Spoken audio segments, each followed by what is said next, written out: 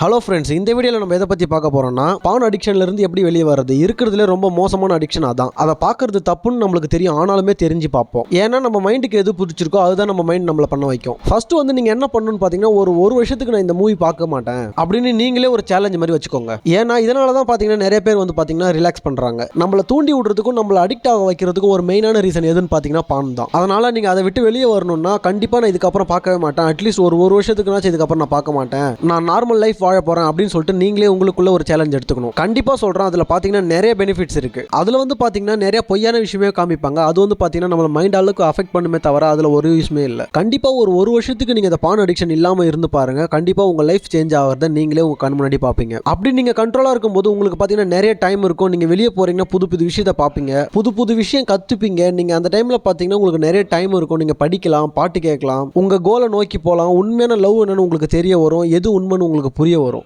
ஏன்னா இவ்வளோ நாள் ஒரு பொய்யான படத்தை பார்த்துட்டு அதிலே நீங்கள் கான்சென்ட்ரேட் பண்ணிட்டு இருந்திருப்பீங்க. அதை விட்டு வெளியே வாங்க, உங்களுக்கு சூப்பர் லைஃப் காத்துட்டு இருக்கு. உங்களுக்கு அப்படி பார்க்கணும்னு தோணும் போதெல்லாம் டக்குனு உங்கள் ஃபோனை சுவிச் ஆஃப் பண்ணிடுங்க. சுவிச் ஆஃப் பண்ணிட்டு ஒரு 10 நிமிஷம் கண்ண மூடி உட்காருங்க. அதுவே உங்களுக்கு பார்த்தீங்கன்னா எல்லாமே மறந்து போயிடும். அப்படி இல்லைன்னா ஃபோனை சுவிச் ஆஃப் பண்ணிட்டு தூங்கிடுங்க. அதே போல் ஒரு சில ஃபோட்டோஸ் மூவிஸ்லாம் ரொம்ப உத்து பார்க்காதீங்க, டக்குன்னு ஸ்க்ரோல் பண்ணிடுங்க. சப்போஸ் நீங்கள் அதை உத்து பார்த்தீங்கன்னா உங்களுக்கு அந்த விஷயமே உங்களை உள்ள இழுத்துரும். அப்புறம் எல்லாம் முடிஞ்சதுக்கப்புறம் லாஸ்ட்டாக ஃபீல் பண்ணுவீங்க, என்னடா இது இவ்வளோ நாள் பார்க்காம இருந்தோம், டக்குன்னு பார்த்துட்டோம் அப்படின்னு சொல்லிட்டு. எவ்வளோக்கு எவ்வளோ அந்த ஆசையை நீங்கள் கண்ட்ரோல் பண்ணி உங்கள் நார்மல் லைஃப்பில் நீங்கள் வாழ்றீங்களோ கண்டிப்பா உங்களை நோக்கி நிறைய விதமான நல்ல விஷயம் உங்களை அட்ராக்ட் ஆகும். அதனால இப்ப அந்த பொய்யான லைஃபை இப்பவே தூக்கி போட்டுட்டு இனிமே நான் அதை பார்க்கவே மாட்டேன் அப்படின்னு சொல்லிட்டு ஒரு குறிக்கோளோட இருங்க. நிறைய பேர் பாத்தீங்கன்னா இதை டெஸ்ட் கூட பண்ணிருக்காங்க. கிட்டத்தட்ட 250 நாள் வரைக்குமே பாத்தீங்கன்னா கண்ட்ரோலா இருந்திருக்காங்க. இதை நீங்க பண்ணீங்கன்னா நிறைய விஷயத்துல உங்களால ஃபோக்கஸ்டா இருக்க முடியும், நிறைய விஷயத்துல கான்சென்ட்ரேட்டா ஒர்க் பண்ண முடியும். இது எல்லாமே நடக்கணும் அப்படின்னு சொல்லிட்டு நீங்க நினைச்சீங்கன்னா கண்டிப்பா பான் அடிக்ஷன் விட்டு கண்டிப்பா நீங்க வெளியே வந்துடணும். இப்போ நீங்க பிளான் கூட போட்டு வச்சிருப்பீங்க, இன்னைக்கு நைட் கண்டிப்பா பார்க்கலாம் அப்படின்னு சொல்லிட்டு. நீங்க இப்பவே அந்த எண்ணத்தை தூக்கி போட்டுருங்க. அதுதான் உங்க லைஃபுக்கு உங்க ஃபியூச்சருக்கு ரொம்ப ரொம்ப நல்லது. அதை பார்க்கறதுக்கு முன்னாடி ஆசையா இருக்கு, பார்த்ததுக்கு அப்புறம் ஏன்டா பார்த்தோம் அப்படின்னு தோணுது. அப்படின்ற விஷயத்தை எதுக்கு பார்க்கணும்,